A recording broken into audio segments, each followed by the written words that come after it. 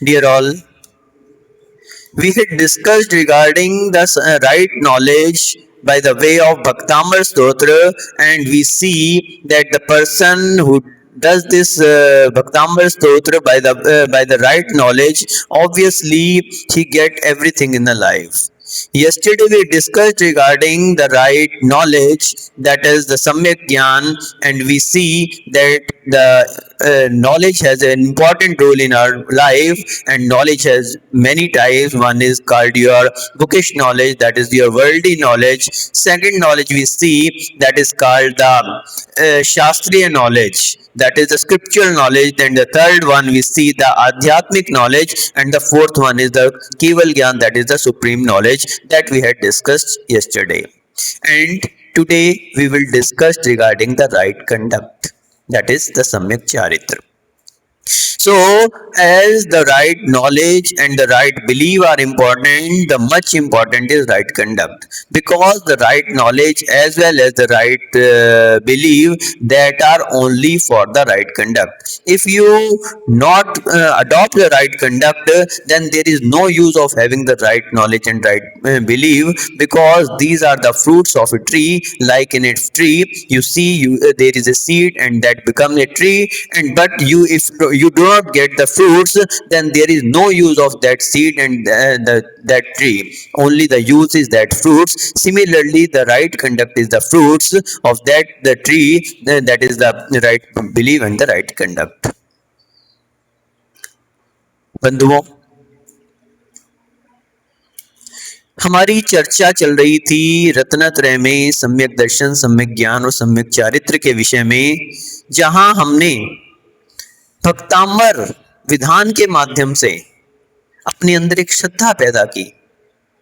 हमने देखा भक्तामर विधान का यहाँ पर एक दिन का जो आयोजन हुआ, उससे हमें पता लगा कि ये भक्तामर महाविधान कितनी महत्वपूर्ण वस्तु है, कितनी बड़ी आपत्तियों और संकटों को दूर करने वाला है, किस प्रकार से सुख और शांति को जीवन में लाने वाला है। ये सारी की सारी बातें हमने भक्तामर विधान जो यहाँ पर एक दिन का आयोजित हुआ उसके द्वारा, हमारे अंदर सम्यक दर्शन की अगर कहीं कमी थी तो वो सम्यक दर्शन की पूर्ति उस विधान के माध्यम से हुई। क्योंकि जब कभी व्यक्ति, आज के समय में क्या है, जब व्यक्ति प्रभावित होता है तो ही उसके अंदर वास्तविकता में श्रद्धा जागृत होती है। जैसे आप देखते हैं कि जहां जिस प्रतिमा में चमत्कार होता है, लोगों की वहां पर श्रद्धा जागती है, लोग दौड़े चले जाते हैं। आप और आपका तो सिद्ध क्षेत्र है, तो निश्चित रूप से जब हम भक्तामर स्तोत्र की चमत्कारों को जानते हैं कि इसके द्वारा मानतुंग आचार्य ने 48 तालों को तोड़ दिया और उनकी बेड़ियां टूट गई, राजा भोज उनके चरणों में आ गया, सारे सिपाही सो गए, तो निश्चित रूप से हमारी श्रद्धा जागृत हो जाती है, सम्यक दर्शन की उत्पत्ति होती है। सम्यक दर्शन की उत्पत्ति में एक कारण ये भी आया है। पंडित जी, सम्यक दर्शन की उत्पत्ति के कौन कौन से कारण है? किस किस कारण से सम्यक दर्शन होता है?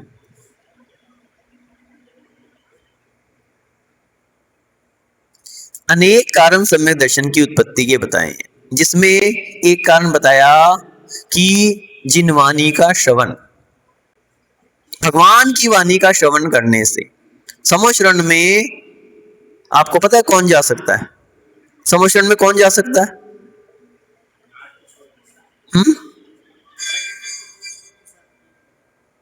क्या बोल रहे हैं? समक्षरण में कौन जा सकता है? एकमात्र सम्यक दृष्टि जो है वो समक्षरण में जा सकता है। ऐसा ही है ना? थोड़ा सा सुधार कर लें अपन। जो समवशरण है, समवशरण में तो अभव्य जीव भी जा सकता है, मिथ्या दृष्टि भी जा सकता है, लेकिन जो 12 सभाएं हैं, जिसे आप कहते हैं श्री मंडप भूमि, श्री मंडप भूमि में अगर कोई प्रवेश कर सकता है तो कौन कर सकता है?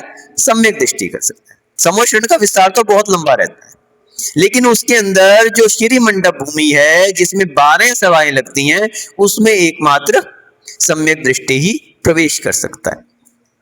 तो जब भगवान की वाणी खिरती है तो मात्र 12 सभाओं तक नहीं रहती। जैसे आपने ये माइक लगाया हुआ है, तो जो लोग यहाँ पर पांडाल में बैठे हुए हैं वो सभी तो इसको सुन ही रहे हैं, लेकिन माइक के माध्यम से बहुत बाहर तक ये आवाज पहुंच रही है। उसी तरह से वहां पर देवता होते हैं, माधव जाति के देवता होते हैं, वो क्या करते हैं, माइक का काम करते हैं। वो भगवान की वाणी को दूर दूर तक प्रसारित करते हैं, और उस दूर दूर तक जब वो वाणी प्रसारित होती है, 12 सभाओं के अंदर तो होती है, उसके बाहर भी जब पहुंचती है, तो जब बाहर पहुंचती है तो बाहर जो कोई मिथ्या दृष्टि जीव है, कोई मिथ्या दृष्टि जीव है लेकिन भव्य है, उसको भी वो वाणी जब सुनाई देती है तो सम्यक दर्शन की उत्पत्ति हो सकती है। सम्यक दर्शन की, भगवान की वाणी को सुन के उसके अंदर सम्यक दर्शन उत्पन्न हो सकता है, और वो भी अभी तक तो नाट्यशालाओं में, कहीं इधर उधर मनोहर वनों में, और जो समुद्रण की शोभा में, इन सब भूमियों में घूम रहा था, उसकी शोभा में ही उसका मन लग रहा था। जब भगवान की वाणी सुनता है तो उसका मिथ्यात्व का नाश होके सम्यक दर्शन की उत्पत्ति होती है, और वो भी सम्यक दृष्टि होकर श्री मंडप भूमि आगे 12 सभाओं में बैठ जाता है। तो ये किसका प्रभाव है, भगवान की वाणी का। तो हम बतला रहे थे कि समोषण की उत्पत्ति में एक कारण क्या है, भगवान की वाणी। समोषण की उत्पत्ति, सॉरी, सम्यक दर्शन की उत्पत्ति में अगर कुछ कारण है वो क्या है, भगवान की वाणी। तो सम्यक दर्शन एक तो किस कारण से होता है, जिन वाणी के श्रवण से।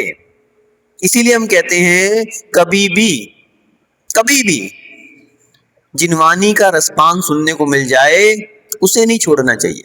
बाकी सारे काम आगे पीछे कर लो, आप भगवान की पूजा है समय से पहले कर लो, अगर बच गई है आधा घंटा बाद में बैठ के कर लो, कोई बात नहीं। लेकिन जिस समय जिनवाणी का श्रवण चल रहा हो, जिस समय शास्त्र सभा लगी हो, निश्चित रूप से उसे नहीं छोड़ना चाहिए।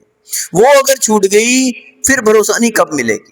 बहुत कठिनता से अपने लिए देव शास्त्र गुरु का सानिध्य मिलता है। ये जो जिनवाणी के अक्षर हैं बहुत कठिनता से अपने को सुनने के लिए मिलते हैं, और ना जाने कौन सी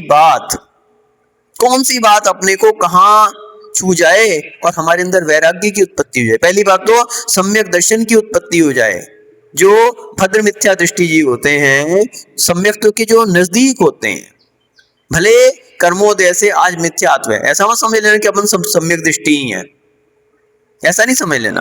और दूसरी बात क्या है कि अगर सम्यक दर्शन है भी अपने अंदर, तो ऐसा नहीं है कि जितना है उतना ही रखना है, अपन को उसकी और वृद्धि करनी है, क्योंकि ये शायोपश्मिक भाव में आता है सम्यक दर्शन। पंडित जी ने 53 भाव पढ़े होंगे ना, तो उसमें शायोपश्मिक भाव में सम्यक दर्शन का भी भाव आता है कि सम्यक दर्शन जो है कितना बढ़ाया भी जा सकता है, कम भी हो सकता है। शायोपश्मिक भाव का यह अर्थ है कि जिसमें वृद्धि और ह्रास होता है, तो शायोपश्मिक भाव। तो कहने का अर्थ यह है कि पहली बात तो जो भद्र मिथ्या दृष्टि है, सम्यक्तों के निकट हैं, भगवान की वाणी सुन के, इस जिनवाणी को सुन के उनका सम्यक दर्शन भी उत्पन्न हो सकता है। और जिसके अंदर कुछ कमी है उसके अंदर वृद्धि भी हो सकती है, और अधिक उसमें दृढ़ता आ सकती है, और अधिक उसमें मजबूती आ सकती है। दूसरी बात यह है कि ये जिनवाणी वैराग्य की उत्पत्ति में भी कारण बनती है। मात्र सम्यक दर्शन तो ठीक है, सम्यक दृष्टि के लिए संसार शरीर भोगों से निर्वृत्ति होती है, और इसका वैराग्य प्रबल होता है, जिससे वो संसार सागर से निकलने का प्रयास करता है, संसार सागर से छूटने का प्रयास करता है। तो उसमें भी ये कारण बनती है। तो हम जो बात कर रहे थे सम्यक दर्शन की उत्पत्ति में क्या क्या कारण है, तो पहली है ये जिनवाणी। दूसरा अगर कोई कारण है तो वो है जहां देवता लोग अपने से बड़े ऊंचे देवों को देखते हैं, तो देखते हैं कि इतने वैभव संपन्न हैं, तो उसका जब उनको अवधि ज्ञान से ज्ञान होता है कि इन्होंने पहले भगवान की देव शास्त्र गुरु पर श्रद्धा की थी, और उस सम्यक्त्व का प्रभाव था कि ये विमानवासी देवों में उत्पन्न हुए। क्योंकि सम्यक दृष्टि कहाँ पे उत्पन्न होता है, एकमात्र विमानवासी देवों में, भुवनत्रय में उत्पन्न नहीं होता। ना तो वो भवनवासी बनेगा, ना ही वो व्यंतर बनेगा, और ना ही ज्योतिष बनेगा। नियम से विमानवासी देवों में ही उत्पन्न होगा। तो जब अन्य मिथ्या दृष्टि देव देखते हैं, उनके वैभव को देखते हैं और सब देखते हैं, तो जानते हैं कि ये सम्यक दर्शन का प्रभाव उनके अंदर श्रद्धा उत्पन्न हो जाती है। सम्यक दर्शन के प्रति यानी भगवान के देव शास्त्र गुरु की प्रति जो आस्था उत्पन्न होती है, तो वो सम्यक दर्शन की उत्पत्ति है एक। वो दूसरा कारण बताया। तीसरा कारण एक बताया कि नरकों में अब ये बताओ कि देव शास्त्र गुरु की वाणी तो वहां पे नहीं मिल सकती। नरकों में तो देव शास्त्र गुरु की वाणी मिल ही नहीं सकती। क्यों? क्योंकि ना तो वहां पे जिनालय होते हैं, ना ही वहां पर कोई मुनिराज पहुंच सकते हैं। और ना ही नारकी उठ के समोशरण में आ सकता है, मध्य लोक में नहीं आ सकता, किसी महाराज के चरणों में नहीं आ सकता। देवता भी जो जाते हैं तो तीसरे नरक तक जा सकते हैं, और वो भी कैसे जाते हैं, बहुत कम जाते हैं। मात्र लड़ाई कराने के लिए अम्बावृष जाति के देव जाते हैं, बाकी प्राय करके देव नरकों में जा सकते हैं लेकिन बहुत कम जाते हैं। तो फिर अब वहां पर सम्यक दर्शन कैसे हो? तो वहां पर सम्यक दर्शन कैसे होता है, वहां पर है उनकी पीड़ाएं। नरकों में जब व्यक्ति देखता है कि इतना कष्ट उसको होता है, कितना कष्ट होता है, इतना कष्ट होता है, कहीं हजारों बिच्छुओं के काटने से उनको जो है वहां की जमीन के स्पर्श से जो है हजारों बिच्छुओं के काटने के बराबर उसको कष्ट हो रहा है, कहीं उसके लिए टुकड़े टुकड़े तिल के समान उसके टुकड़े कर दिए देह के, कहीं उसको कढ़ाई में डाल दिया, कहीं उसके लिए जला दिया गया, कहीं उसके लिए मारा गया, कहीं वैतरणी नदी में उसको मगरमच्छ खा रहे हैं, कहीं सेमर जाति के वृक्षों के फल जो है उसको सिर पर गिर रहे हैं, उसके लिए लहू लुहान कर रहे हैं। इतना इतना कष्ट वहां पर होता है। कहीं जिन्होंने ब्रह्मचर्य व्रत का पालन नहीं किया, जिन्होंने कुशील सेवन किया, तो वहां पर पुतलियों से उसको आलिंगन करवाया जाता है। जलती हुई लोहे की पुतलियां जो हैं, बिल्कुल गर्म लोहे की पुतलियों से उसको आलिंगन करवाया जाता है, तो कष्ट होता है उसको। और भी बहुत प्रकार की वेदनाएं वहां पर, छेदन वेदना दी गई। उस समय वो विचार करता है कि हाँ, उनके अंदर भी अवधि ज्ञान होता है, और अवधि ज्ञान से उसे विचार आता है कि हाँ, मैं जब कहाँ था, मनुष्य पर्याय में था, तब शास्त्रों में मैंने ये बात पढ़ी थी कि जो शराब पीते हैं उनको तांबे को पिघला के उसको पिलाया जाता है, और जब वास्तविकता में उसको पिलाया जाता है तब उसको लगता है कि हाँ, ये सही लिखा था, ये बात सही थी कि हाँ, जो शराब पीते हैं उनको तांबा गला के पिलाया जाता है। जब वो वास्तविकता में उसको पीना पड़ता है तो उसको वो बात याद आती है। जब उसको याद आता है कि हाँ, वहां लिखा था कि कुशील सेवन से आलिंगन करवाया जाता है, किससे, गर्म पुतलियों से, और जब वो आलिंगन वास्तविकता में उसे करता तो उसको बात याद आ जाती है। इस प्रकार से और चीजें भी जब उसको दुख भोगने पड़ते हैं तो उसे याद आता है कि हाँ, शास्त्रों में ये बात कही थी कि अगर आप गलत काम करोगे आपको नरकों में जाना पड़ेगा, और जाना पड़ेगा तो वहां पे इस तरह के दुख झेलने पड़ेंगे। उस समय तो उसको श्रद्धा नहीं था जिस समय पड़ा था, लेकिन आज जब वो दुख भोगने पड़ते हैं तो उसे पुरानी बातें याद आती हैं, और वास्तविकता में धर्म के प्रति श्रद्धा उत्पन्न, वहां पर भी सम्यक दर्शन उत्पन्न। और चौथा कारण बताया, यही चमत्कार। आप देखते हैं अपने यहाँ कि जहां कहीं का चमत्कार होता है लोग दौड़े चले जाते हैं, तो वो भी सम्यक दर्शन की उत्पत्ति का कारण है। तो हम बता रहे थे कि हमने क्या किया कि यहाँ पर भक्ताम्बर महामंडल का विधान किया एक दिन का, और उसमें आपने देखा भक्ताम्बर की कितनी बड़ी महिमा है, पहले भी आपने सुनी थी। एक एक काव्य में इतनी इतनी महिमा है कि बेड़ियां टूट गई और ताले खुल गए, और आज वर्तमान में भी हम देखते हैं अनेक प्रकार के रोग भक्ताम्बर हीलिंग के द्वारा जो है दूर किए जा रहे हैं। भक्ताम्बर हीलिंग दे दे के बहुत सारे आपको पता है लोगों का जो भक्ताम्बर हीलिंग के द्वारा बड़े बड़े रोगों का उपचार हो रहा है। तो वास्तविकता में ये बहुत चमत्कारी जो है वो है। तो पहले दिन हमने वहां पर सम्यक दर्शन की महिमा को उस भक्ताम्बर विधान के विषय से देखा, और कल हमने क्या बात चर्चा की थी, सम्यक ज्ञान के विषय में। ज्ञान के विषय में हमने कल चर्चा की थी कि ज्ञान का हमारे जीवन में क्या महत्व है, कितने प्रकार का ज्ञान होता है। कोई लौकिक ज्ञान की हमने चर्चा की, कितने प्रकार का डॉक्टरी, इंजीनियरिंग, और ये भी जितने भी प्रकार की आपकी विधाएं हैं, शिल्प कला है, चाहे महिलाओं की रोटी बनाने की कला, ये सब क्या है, सब लौकिक ज्ञान है। जितनी भी आप पढ़ाई करते हैं, स्कूल की, कॉलेज की, प्रोफेशनल पढ़ाई, जितने भी आप कंपटीशन के एग्जाम देते हैं, जितने भी और भी प्रकार की कलाएं हैं, सब क्या है, लौकिक ज्ञान है। लौकिक ज्ञान से अधिक है शास्त्रीय ज्ञान। शास्त्रीय ज्ञान, शास्त्रों का अध्ययन, बड़े बड़े शास्त्रों का, प्रथमान योग, करणान योग, चंडान योग, करणान योग का ज्ञान, ये सब शास्त्रीय ज्ञान। और फिर ये सब उत्पन्न होते हैं तो हमारे अंदर वैराग्य की उत्पत्ति हो सकती है, वो कहलाता है हमारा आध्यात्मिक ज्ञान। वही लौकिक ज्ञान या वही शास्त्रीय ज्ञान हमारे लिए आध्यात्मिक ज्ञान के रूप में प्रवर्तित हो जाता है जब वो हमारे लिए वैराग्य का कारण बनता है, जब उससे हमें संसार शरीर भोगों से निवृत्ति होती है, संसार से वैराग्य उत्पन्न होता है, शरीर से वैराग्य उत्पन्न होता है, भोगों से वैराग्य उत्पन्न होता है। और व्यक्ति जब चारित्र के मार्ग पे कदम बढ़ा देता है तो निश्चित रूप से चारित्र के मार्ग पे आगे बढ़ता हुआ, तपश्चरण को बढ़ाता हुआ, और एक दिन केवल ज्ञान को भी प्राप्त कर लेता। आज हमें चर्चा करनी है सम्यक चारित्र के विषय में। सम्यक चारित्र तो हम बता रहे थे कि जिस प्रकार से एक पेड़ होता है, पेड़ के लिए एक बीज होता है और बीज जो है वो पल्लवित होता है, उसकी शाखाएं बनती हैं, उसमें फूल होते हैं, फल आदि लगते हैं। तो उसी प्रकार से अगर उस पेड़ में फल ना लगे, एक किसान जो है बीज डालता है, पानी देता है, खाद पानी सब कुछ डालता है, उसको पक्षियों से उसको बचाता है, कहीं उसके लिए धूप छांव आदि की सही तापमान की उसकी व्यवस्थाएं करता है, उचित भूमि को उपजाऊ बनाता है, जोतता है, सब कुछ सारी मेहनत करता है, फिर समय पे पानी आदि देता है, पौधे उत्पन्न होते हैं, उनको भी खरपतवार से बचाता है, कहीं पशु पक्षियों से बाड़ लगाता है, कहीं उसके लिए खराब ना हो जाए, इतनी सारी मेहनत करता है। और फिर जब वृक्ष पल्लवित हो जाता है तो क्या प्राप्त होता है? उसको फल प्राप्त होता है। क्या प्राप्त होता है? फल प्राप्त होता है। तो इतनी सारी मेहनत किस लिए कर रहा है वो बागवान? फल की प्राप्ति के लिए। फल की प्राप्ति के लिए उसने सारा मेहनत की। उसी प्रकार से सम्यक चारित्र ये क्या है? ये फल है। किसका? सम्यक दर्शन और सम्यक ज्ञान का। सम्यक दर्शन तो बीज है, जब तक बीज ना हो तो कल्पना ही नहीं की जा सकती। पेड़ की, फलों की, पत्तियों की, ये सब की किसी की कल्पना नहीं की जा सकती। किसके बिना? बीज के बिना। उसी प्रकार से सम्यक दर्शन के बिना, जब तक सम्यक दर्शन नहीं है तब तक सम्यक ज्ञान और सम्यक चारित्र इनकी कल्पना भी नहीं की जा सकती। क्योंकि ये क्या है? ये क्या है?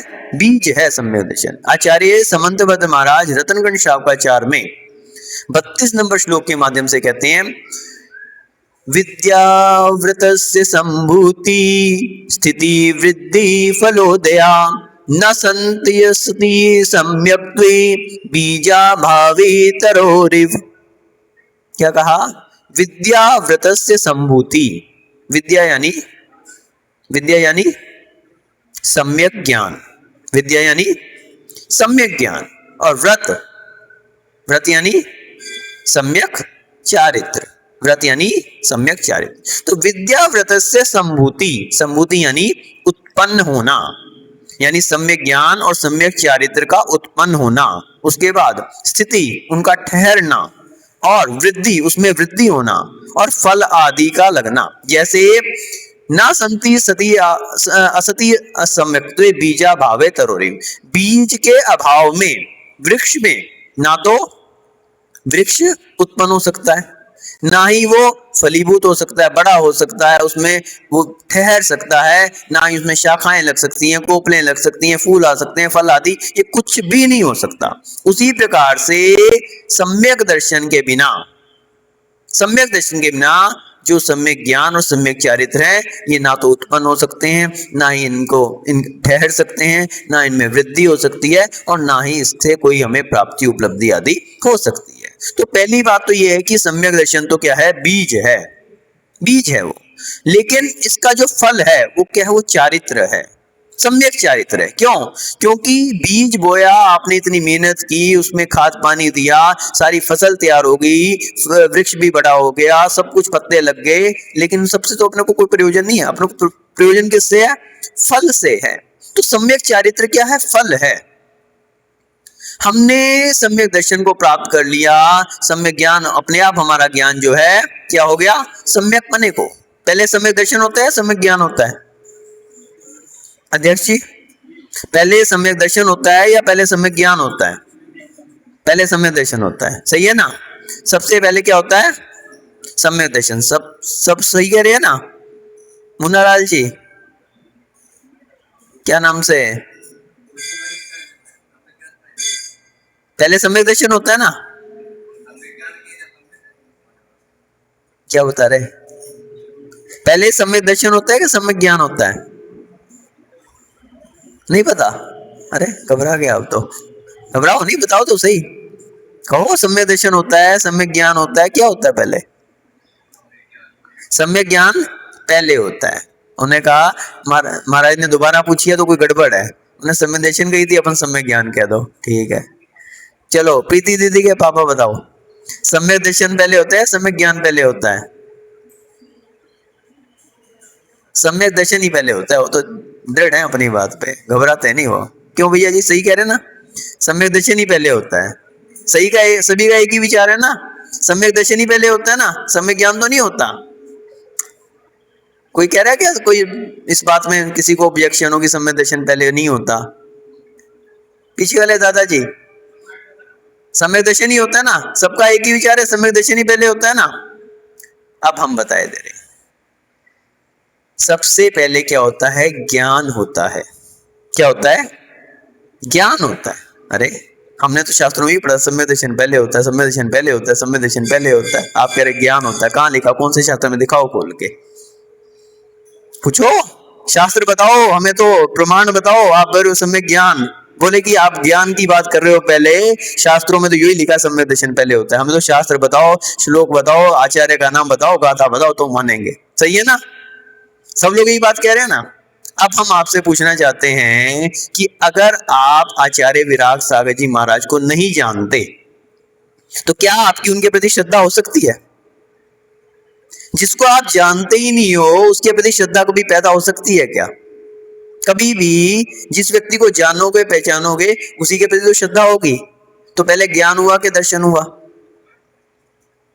पहले ज्ञान हुआ कि दर्शन हुआ? बताओ, हैं? ज्ञान हुआ ना पहले। आप कह रहे समय दर्शन पहले होता है।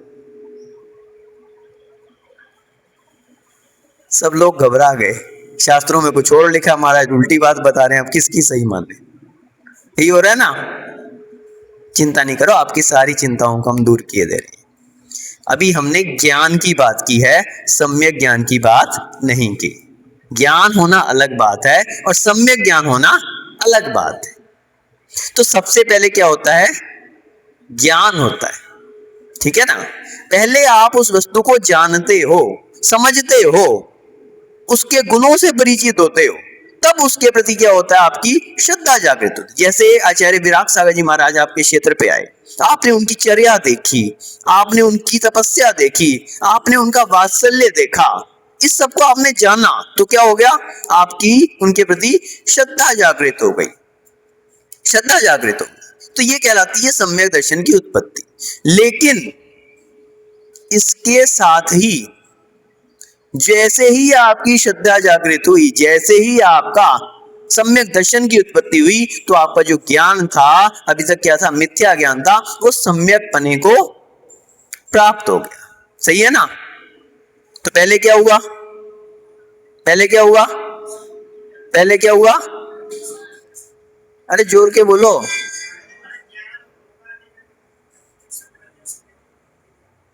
वास्तविकता यह है कि ना तो सम्यक दर्शन पहले होता है और ना ही सम्यक ज्ञान पहले होता है, दोनों एक साथ होते हैं। आप समझ में आ गया ना।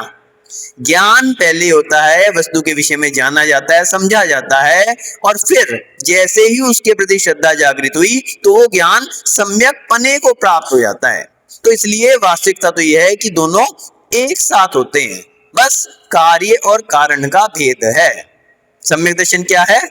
कार्य है, और सम्यक ज्ञान कार्य। सम्यक दर्शन क्या है? कारण है, और सम्यक ज्ञान, सम्यक दर्शन कारण है और सम्यक ज्ञान कार्य है।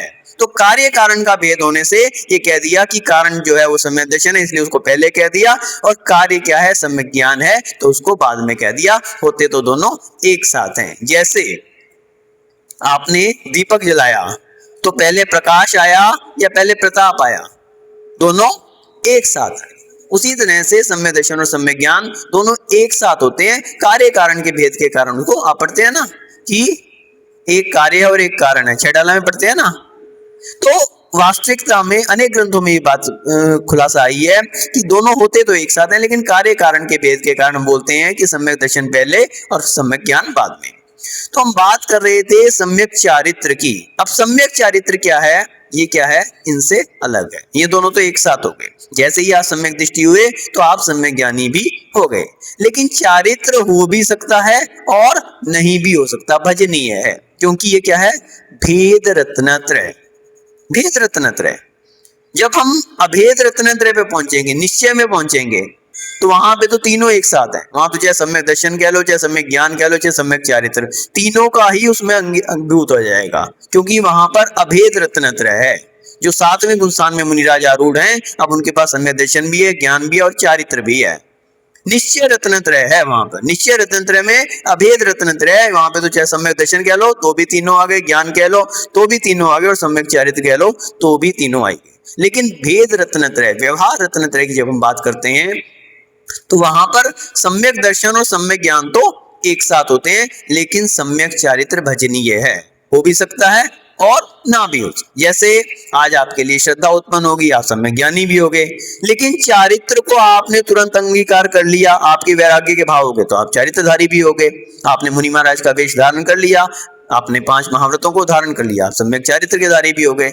लेकिन अभी आप चाहते तो हैं कि हम भी चारित्र के मार्ग पे आगे बढ़ें, हम भी मुनि महाराज बने, आरिका माताजी बने, उतना नहीं कर सकते तो एलक बने, शुल्लक बने, शुल्लिका बने, प्रतिमाधारी बने, देश चारित्र को धारण करें, लेकिन अभी नहीं कर पा रहे। ऐसी समस्याएं हैं अपने पास, घर की कोई जिम्मेवारियां हैं हमारे पास, कोई हमारे लिए और भी कोई चिंताएं हैं, कोई काम हमें आवश्यक है, अभी नहीं कर पा रहे, तो अभी हमारे अंदर चारित्र का समावेश नहीं हुआ, चारित्र का समावेश नहीं हुआ।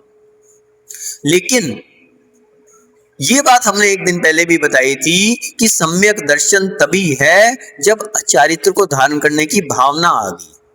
अगर भावना भी नहीं आई अपने अंदर, सम्यक चारित्र को धारण करने की भावना भी नहीं आई, तो वास्तविकता में आप सम्यक दृष्टि भी नहीं है। बड़े लोग तो बड़े खराब हो गए। बहुत सारे लोग ऐसा सोचते हैं, अपन तो प्रतिदिन भगवान की पूजा करते हैं, अभिषेक करते हैं, शांति धारा करते हैं, खूब बढ़िया अच्छे लय के साथ भगवान की पूजा करते हैं, तो अपन तो सम्यक दृष्टि है ही है, देवशास्त्र गुरु पे श्रद्धा है हमारी, हम सम्यक दृष्टि हैं। और उन्हें कहो कि भैया कोई आगे की भी सोची नहीं, आपने आगे भी बढ़ना है, नहीं कोई प्रतिमा धारण करनी है, नहीं भैया ये बात नहीं करो अपने से। ये आज के समय में कछु पलता नहीं है, शुद्धि का भोजन मिलता नहीं है, सब दोष लगते हैं। अगर ये भाव है, समझ लेना अभी सम्यक दर्शन नहीं आया। देख लेना, खराब लग रही है बात हमारी, हमें सम्यक दृष्टि भी नहीं बता रहे, लेकिन हम नहीं बता रहे, ये शास्त्रों की बात है। सम्यक दृष्टि वही जो चारित्र को धारण करने की कम से कम भावना रखता है। संसार शरीर भोग निर्विन्ना पहली प्रतिमा का लक्षण है। पंच महागुरु शरण पहली प्रतिमा, दर्शन प्रतिमा सम्यक दृष्टि की विशेषता है। संसार से आप देख लीजिए, कल एक प्रश्न आ रहा था, सम्यक दर्शन कैसे प्राप्त करें, कैसे पता लगे। देखो उसके लक्षण क्या क्या लक्षण है उसमें। संसार से वैराग्य होना चाहिए, प्रशम कषायों का उपशम होना चाहिए, और संवेग, संवेग का क्या अर्थ है, संवेग का क्या अर्थ है, धम्मो धम फलम्ये हर्षो भावो ही होए संवेगो। धर्म में जिसकी रुचि है, धर्म में और धर्म के फल में रुचि है, वो संवेग भाव है। हमें बहुत खुशी हुई, कल कुछ महिलाएं दोपहर को 4 बजे स्वाध्याय में आई। यही तो है सम्यक दर्शन, रुचि। छेठाला क्या कहता है, परद्रव्यों से भिन्न आत्म में रुचि सम्यक तो भला है। ये रुचि ही है सम्यक दर्शन, इससे बढ़ के कुछ नहीं है सम्यक दर्शन। कोई बहुत बड़ी ऐसी मनी नहीं है जो आपको बहुत मुश्किल से मिलेगी। धर्म के प्रति रुचि ही सम्यक दर्शन है। धर्म के फलों में रुचि, धर्म का फल क्या है, चारित्र। धर्म का फल क्या है, सम्यक दर्शन का फल क्या है, चारित्र को धारण करना ही धर्म का फल है। तो अगर चारित्र, हम वही बात कर रहे थे ना कि पेड़ की हम बात जो कर रहे थे कि सम्यक दर्शन बीज है और फल उसका क्या है, वो चारित्र ही है। चारित्र को अगर आपने धारण नहीं किया तो सम्यक दर्शन के होने से भी आपको कोई फायदा होने वाला नहीं है।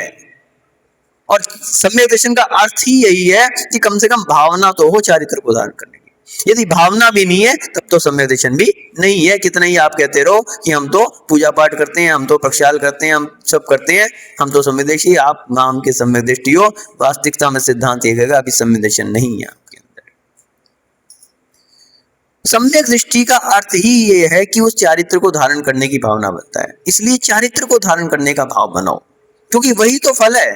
एक किसान जो है खेती कर रहा है, किस लिए कर रहा है, फल के लिए कर रहा है।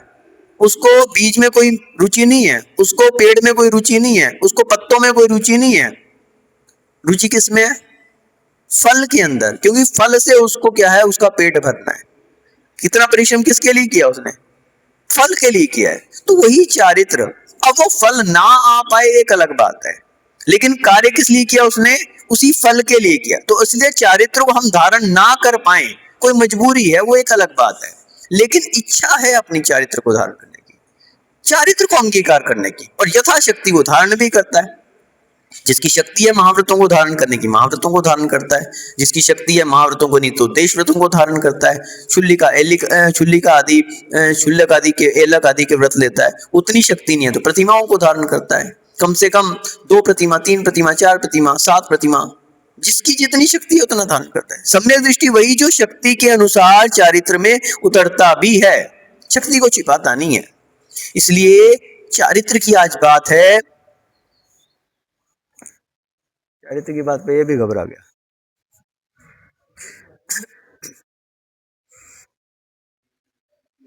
चारित्र की बात पे आपका माइक भी घबरा गया।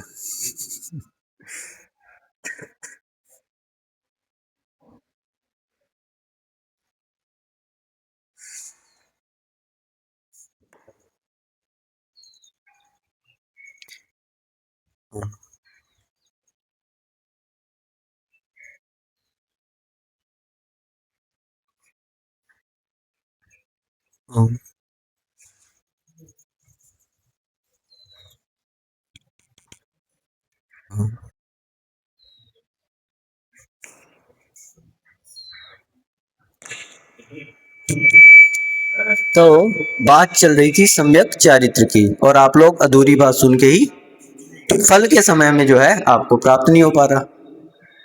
जब मेन बात आए, फल की बात आए, तब तो अपन को क्या करना चाहिए, और अपनी जिज्ञासाएं बढ़ जानी चाहिए। यही तो अपने को प्राप्त करने की भावना है, यही इसी के लिए तो बैठे ही हैं अपन। तो बानिया जो है वो क्या देखता है, मूल से ज्यादा ब्याज को देखता है। ब्याज को देखता है कि भैया ब्याज कितना मिल रहा है। पैसा अगर वो किसी जगह लगाता है तो किसी लिए लगाता है, रिटर्न कितनी मिल रही है। कोई व्यापार आप करते हैं, क्या देखते हैं, भैया मुनाफा कितना है। तो जब मुनाफे की बात आए और आप मुनाफे की बात को ना सुने, तो आपकी बाकी चर्चाओं का कोई फायदा है क्या, व्यापार का कोई फायदा है क्या। तो वही हम बात कर रहे थे चारित्र की, कि ये चारित्र वास्तविकता में क्या है, धर्म का फल है, सम्यक दर्शन का फल है चारित्र। और यही चारित्र अगर अपने धारण नहीं किया तो अपना सम्यक दर्शन को प्राप्त करना भी क्या है, व्यर्थ है। हालांकि व्यर्थ इसलिए नहीं जाता कि अगर आपकी भावना बनी हुई है चारित्र की, तो आज नहीं तो कल तो आप चारित्र को प्राप्त करेंगे ही करेंगे। लेकिन जब तक प्राप्त नहीं किया